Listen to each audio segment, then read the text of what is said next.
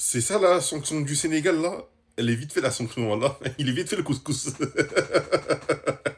Les Marocains, je vous ai prévenu de ne pas faire confiance à la CAF. Nous aussi les Guinéens. La Tanzanie, ils ont triché contre nous. Dans les règles de la CAF, normalement ils sont éliminés. Mais ils sont passés quand même. Ils avaient fait rentrer un joueur qui avait pas le même numéro que sur le papier. Les règles disent bien que c'est sanctionnable, ils n'ont pas été sanctionnés. Et vous, vous pensez que ça allait retirer la canne au Sénégal ou les empêcher de jouer la Coupe du Monde.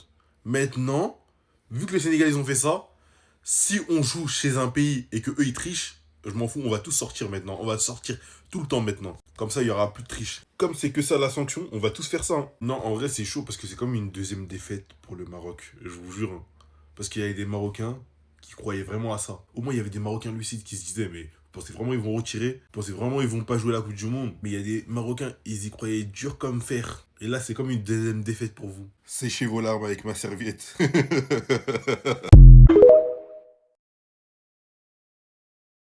Donc là, on vit dans un monde où Saibari a presque pris autant de matchs suspendus que Pape Thiaw. Officiel, les sanctions après Maroc-Sénégal sont tombées. Pour le Sénégal, on parle de 5 matchs de suspension pour Pape Thiaw et 100 000 dollars d'amende. 2 matchs de suspension pour Iliman Ndiaye et Ismail Assar et 615 000 dollars d'amende. Et pour le Maroc, 3 matchs de suspension pour Saibari et 100 000 dollars d'amende et 2 matchs de suspension pour Hakimi, dont un avec sursis. Et on parle également d'une amende à 300 000 dollars. Et la raison des sanctions contre le Maroc par la CAF, Hakimi a écopé de 2 matchs de suspension, dont un avec sursis pour comportement antisportif. Parce que oui, comportement antisportif, parce qu'il a jeté des serviettes, les amis. Mais même la CAF eux-mêmes ont dit que les serviettes n'ont rien à faire à côté des buts. Mais comportement antisportif, il n'y a pas de souci. Ismail Saibari a écopé de 3 matchs de suspension et 100 000 dollars d'amende pour comportement antisportif. Bon, à la limite, Saibari, je veux bien comprendre.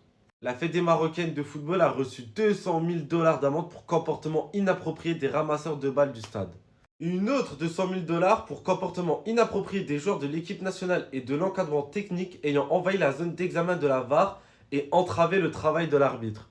Ça, là, ils essaient pas de gratter un petit biais sur nous là par hasard? Genre, c'est la première fois qu'on voit des joueurs entourer un arbitre pendant qu'ils consultent la VAR.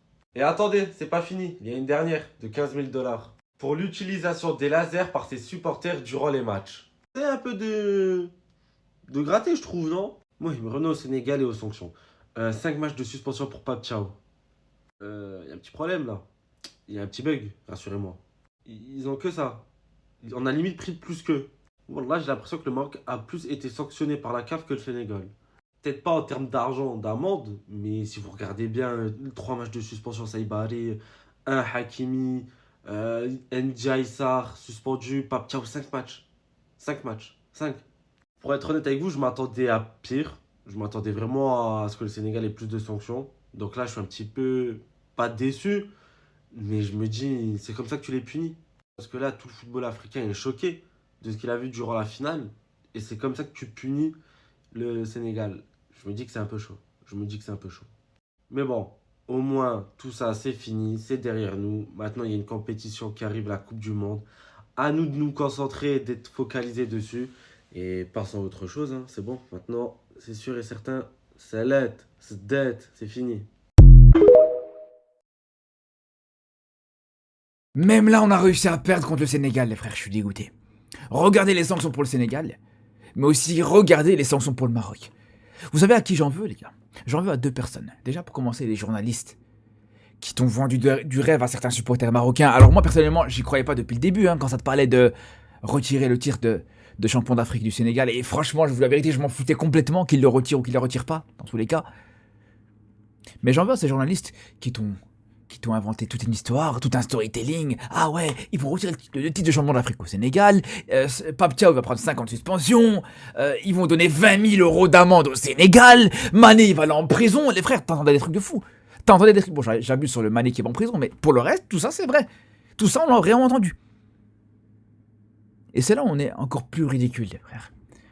C'est que tu vois, certains de nos journalistes... Alors, je généralise pas, je parle de certains de nos journalistes qui t'ont vendu des trucs de fou. Ah ouais, regardez le Sénégal, ils vont prendre cher, regardez, voilà. Il y en a qui t'ont même dit le match va se faire rejouer, le titre va être donné au Maroc, des trucs de fou. Tout ça pour qu'au final, On a quasiment les mêmes sanctions que le Sénégal au final, les frères. On a les mêmes sanctions quasiment que le Sénégal, alors que... Clairement. Il y a eu beaucoup plus de choses qui ont été faites du côté du Sénégal que du côté du Maroc, les frérots. On va pas se mentir.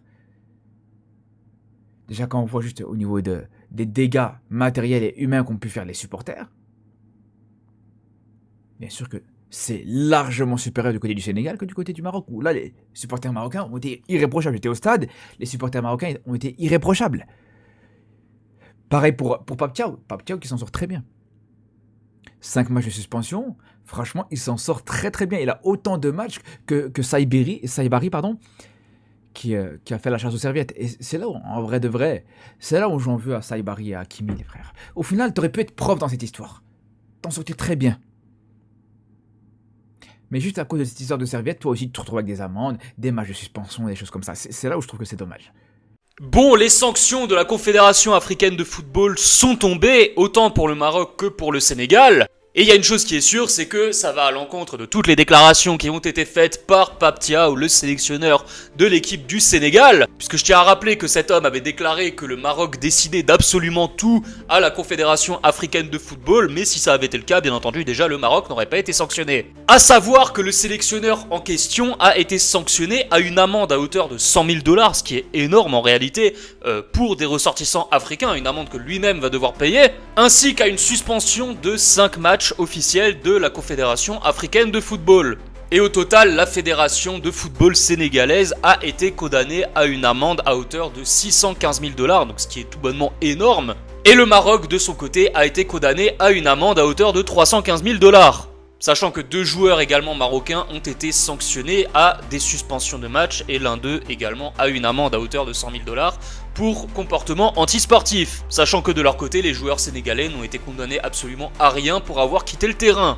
Je ne suis pas là pour vous dire si ces condamnations sont justifiées ou pas, si elles sont excessives ou non. Très sincèrement, je n'en sais rien, puisque je ne connais pas le droit sportif. Tout du moins, il y a une chose qui est sûre, c'est que ça détruit tout le narratif comme quoi le Maroc aurait payé absolument tout le monde. Parce que si on suit leur logique, ils auraient corrompu tout le monde, mais ça fait 50 ans qu'ils n'auraient pas gagné de CAN, puisque le Maroc n'a toujours pas gagné de Coupe d'Afrique des Nations. Et ils auraient corrompu les arbitres lors de la Coupe d'Afrique des Nations au Maroc, et ils auraient quand même perdu. Bref, j'ai envie de vous dire, justice est faite, et félicitations au Maroc encore pour cette Coupe d'Afrique des Nations, bien entendu. Sénégal est suspendu, Maroc est suspendu, les joueurs sénégalais sont suspendus, les joueurs marocains sont suspendus, même si je pense que jusqu'à là, il y a eu des joueurs qui méritaient même plus que ce qu'ils ont eu. Mais on va lire. Les sanctions après Maroc-Sénégal sont tombées. Sénégal, on commence par le Sénégal. 5 matchs de suspension pour Pape Thiaw, plus 100 000 $ d'amende. Plus 100 000 $ d'amende. On va continuer. 5 matchs de suspension pour Pape, et plutôt 2 matchs de suspension pour Ilman Ndiaye et Ismaël Sarr. On continue. 615 000 $ d'amende pour la fédération sénégalaise. Waouh! La CAF n'a pas blagué, hein? La CAF n'a pas blagué. Côté Maroc, on y va 2 matchs de suspension pour Achraf Hakimi et 1 match avec sursis. Moi, je pense que non. En tant que capitaine, Hakimi, en tant que capitaine, Hakimi méritait plus.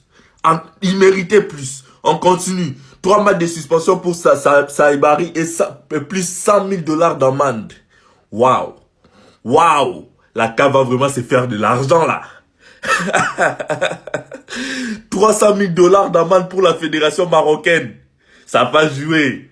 Ça va jouer. 200 000 $ d'amende pour les ramasseurs de balles. Yeah. Les jurys disciplinaires de la CAF rejettent la réclamation de la fédération marocaine. C'était quoi la réclamation? Mais ce qui est sûr, les champions d'Afrique, c'est le Sénégal. Qu'est-ce que vous en pensez, la famille? Et venez en live maintenant, en live.